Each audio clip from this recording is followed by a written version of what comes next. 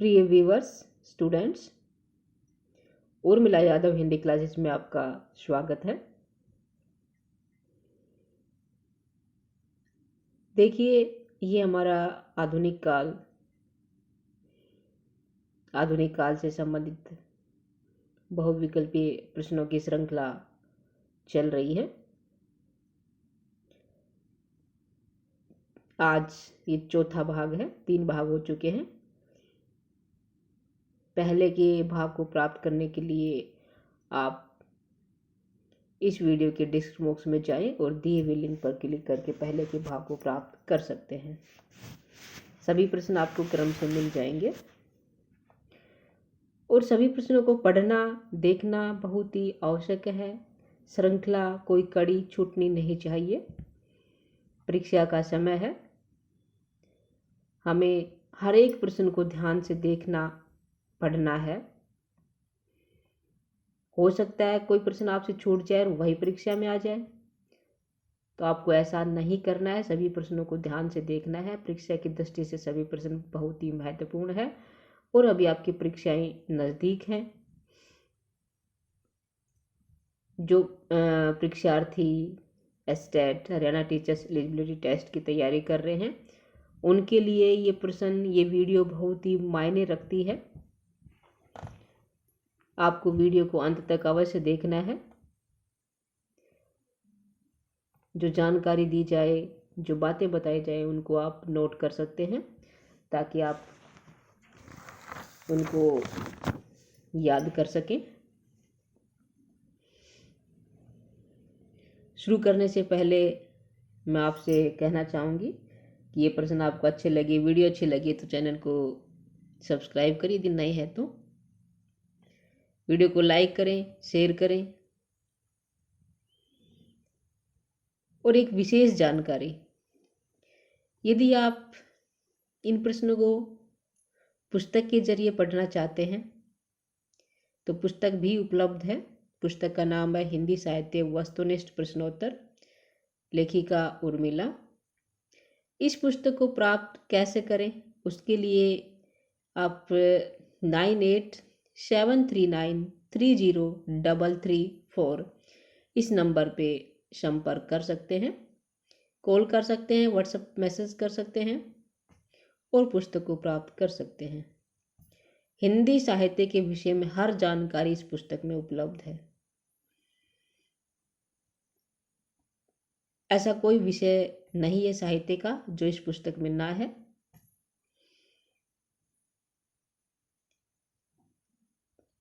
बहुत ही महत्वपूर्ण पुस्तक है और हर विषय को गहराई से इस पुस्तक में उकेरा गया है।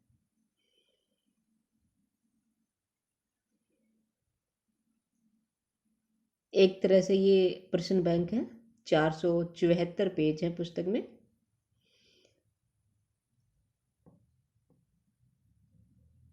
हर युग से संबंधित कवि लेखक के बारे में विस्तृत जानकारी है, सूक्ष्म जानकारी है। प्रश्न पत्र भी दिए गए हैं तैयारी के लिए परीक्षार्थियों की,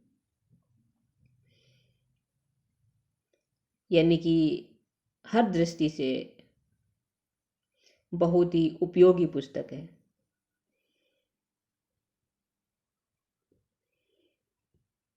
मैं चाहूंगी एक बार देखें अवश्य इस पुस्तक को। आप इस एक पुस्तक को पढ़ने मात्र से आप अपनी परीक्षा में सफल हो सकते हैं। इतनी ज़्यादा जानकारी अपने अंदर समेटे हुए ये पुस्तक।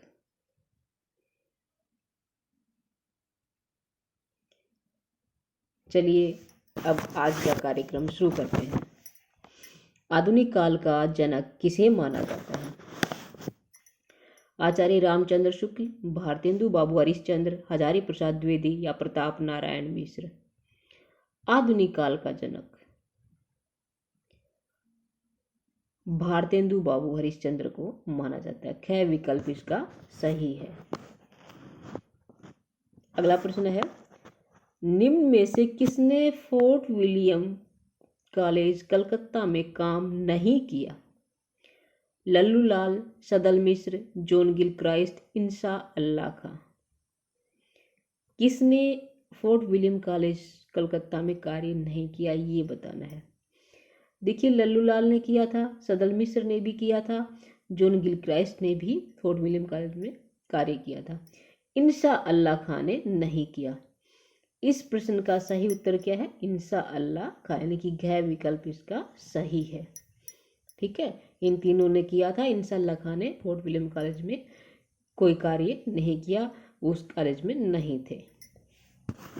लल्लू लाल कहाँ के निवासी थे? दिल्ली, आगरा, बनारस, कलकत्ता। लल्लू लाल, ध्यान रखिएगा, ये आगरा के निवासी थे। कहाँ के निवासी थे? आगरा के निवासी थे। कौन सी रचना लल्लू लाल की नहीं है? 4 रचनाएं हैं, चारों में से कौन सी लल्लू लाल की नहीं है, ये बताना है। बेताल पचीसी, सिंहासन बतीसी, शकुंतला नाटक, सुख सागर। देखिए, सुख सागर रचना लल्लू लाल की नहीं है। बेताल पचीसी, सिंहासन बतीसी, शकुंतला नाटक, तीनों ही रचनाएं लल्लू लाल जी की हैं। सुख सागर ये जो रचना है ये सदा सुखलाल की है, मुंशी सदा सुखलाल। किसकी है? सदा सुखलाल, सुख लाल, मुंशी सदा सुखलाल।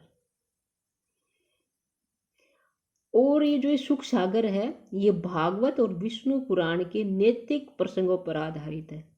इस सुख सागर का विषय क्या है? भागवत और विष्णु पुराण है। ठीक है, चलिए आगे बढ़ते हैं। उर्दू के समर्थक फ्रांस के विद्वान कौन थे? फ्रांसीसी विद्वान थे जिन्होंने उर्दू का समर्थन किया, उसके विषय में बताना है। ये विद्वान कौन थे? मैकाले, ग्रियर्सन, मैक्स मूलर या गार्सा दतासी? इसका सही उत्तर है गार्सा दतासी। फ्रांसीसी विद्वान थे और उर्दू भाषा के पक्षधर थे। आगे बढ़ते हैं। आचार्य रामचंद्र शुक्ल ने हिंदी गद्य के प्रवर्तकों में किसको स्थान नहीं दिया? सदल मिश्र, सदा सुखलाल, इंसा अल्लाह खां, भारतेंदु। देखिए, आचार्य रामचंद्र शुक्ल ने हिंदी गद्य के प्रवर्तकों में भारतेंदु हरिश्चंद्र को स्थान नहीं दिया। इन्होंने सदल मिश्र, सदा सुखलाल नियाज, इंसा अल्लाह खां और लल्लू लाल, जो इन्होंने 4 हिंदी गद्य के उन नायकों में 4 लेखकों को स्थान दिया है। इनमें 3 सदल मिश्र है, सदा सुखलाल है, इंसा अल्लाह खां है, और जो चौथा है अंतिम 4 का जो है वो है लल्लू लाल। लल्लू लाल, ठीक है, लल्लू लाल। आगे है लाल चंद्रिका के रचयिता कौन है? लाल चंद्रिका, सदल मिश्र, लल्लू लाल, इंसा अल्लाह खां, सदा सुखलाल। लाल चंद्रिका किसकी रचना है? लल्लू लाल की। किसकी है? लल्लू लाल। और इसका संबंध किससे है? लाल चंद्रिका का संबंध क्या है, किस पर आधारित है, इसका विषय क्या है? बिहारी सतसई की टीका है। क्या है? बिहारी सतसई पर लिखी गई टीका है। बिहारी सतसई किसकी रचना है? रीतिकालीन प्रसिद्ध कवि बिहारी, सिद्ध कवि जो बिहारी थे उनकी रचना है बिहारी सतसई, और उसी पर टीका लिखी थी लल्लू लाल ने लाल चंद्रिका नाम से। ठीक है, चलिए आगे बढ़ते हैं। किसकी भाषा में पंडिताउपन है? सदल मिश्र, इंसा अल्लाह खां, सदा सुखलाल और लल्लू लाल, इसमें से किसकी भाषा में पंडिताउपन है, ये बताना है। सही उत्तर क्या है? सदा सुखलाल। सदा सुखलाल की भाषा में पंडिताउपन है। सदा सुखलाल, इनका जन्म 1746 में हुआ था। लिख लीजिएगा आप, इनका सदा सुखलाल का जन्म 1746 में हुआ था और 1824 में इनकी मृत्यु हो गई। ठीक है, और इनका जन्म दिल्ली में हुआ था। कहाँ हुआ था? दिल्ली में। दिल्ली में किसका? सदा सुखलाल का। अगला प्रश्न देखते हैं।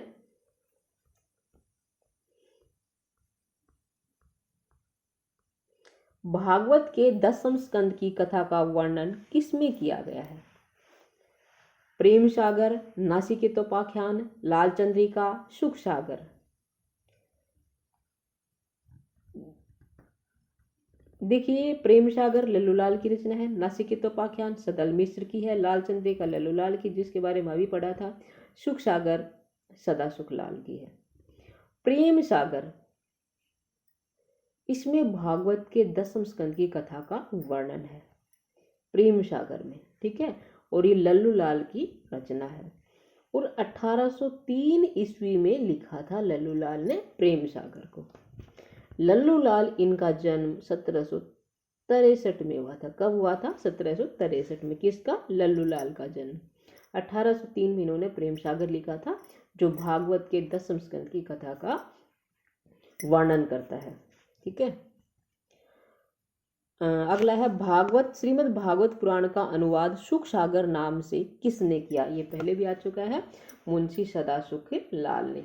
इसमें भी भागवत पुराण का अनुवाद किया गया है। किस लेखक की भाषा में पूर्वीपन था? पंडिताउपन किसकी भाषा में था? पंडिताउपन किसकी भाषा में था? सदासुख लाल की। अब क्या है? पूर्वीपन किसकी भाषा में है? इसका सही उत्तर क्या होगा? सदल मिश्र। सदल मिश्र की भाषा में पूर्वीपन था, ठीक है।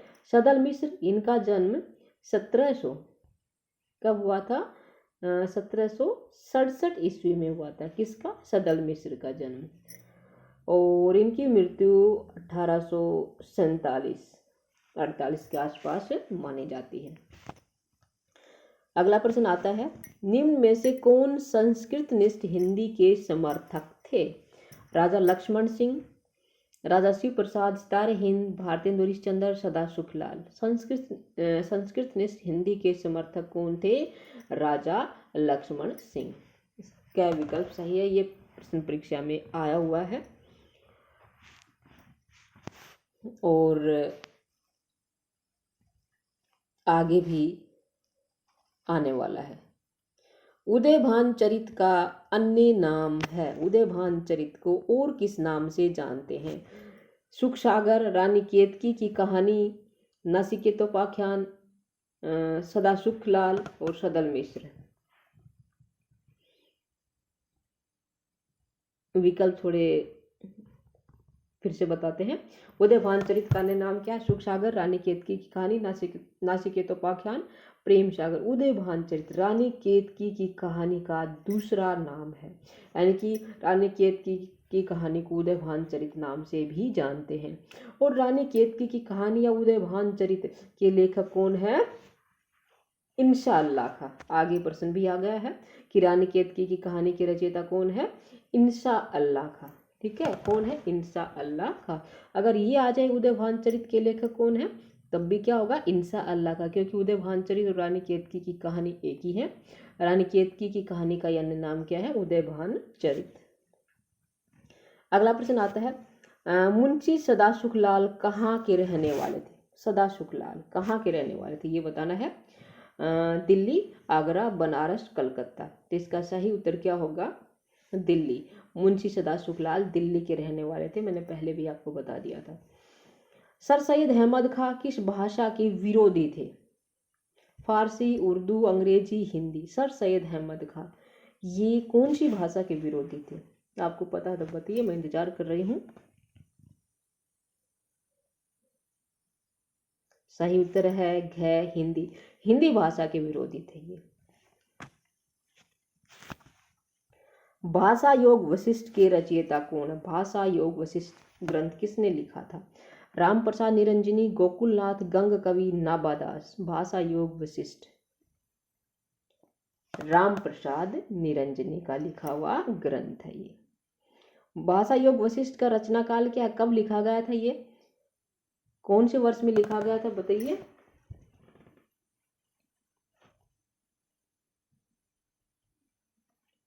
सत्रह 1741 में लिखा गया था। कब लिखा गया था? 1741। फ्रेडरिक पिकांट भारत में किस भाषा के समर्थक थे? फ्रेडरिक पिकांट। हिंदी, उर्दू, फारसी, अंग्रेजी किस भाषा के समर्थक थे भारत में? ये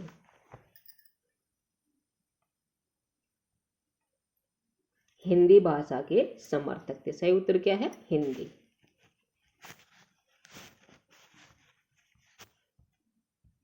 भाषा योग वशिष्ठ जो राम प्रसाद निरंजनी का ग्रंथ है 1741 में लिखा गया था, किस भाषा में लिखा गया था?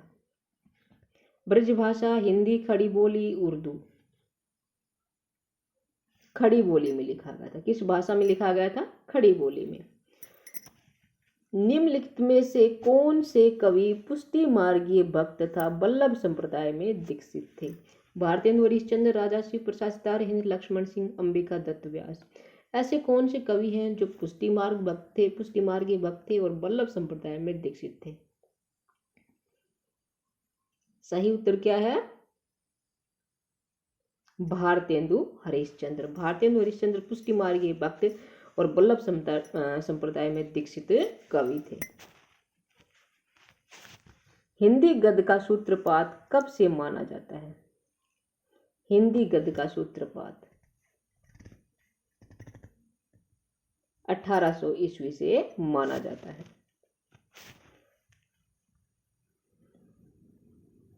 सर सैयद अहमद खां की भाषा नीति का विरोध हिंदी के किस लेखक ने पुरजोर ढंग से किया? भारतेंदु, राजा शिव प्रसाद सितार, हिंद, राजा लक्ष्मण सिंह, सदाशिव लाल। सर सैयद अहमद खां की भाषा नीति का विरोध राजा शिव प्रसाद सितार, हिंद ने पुरजोर ढंग से किया।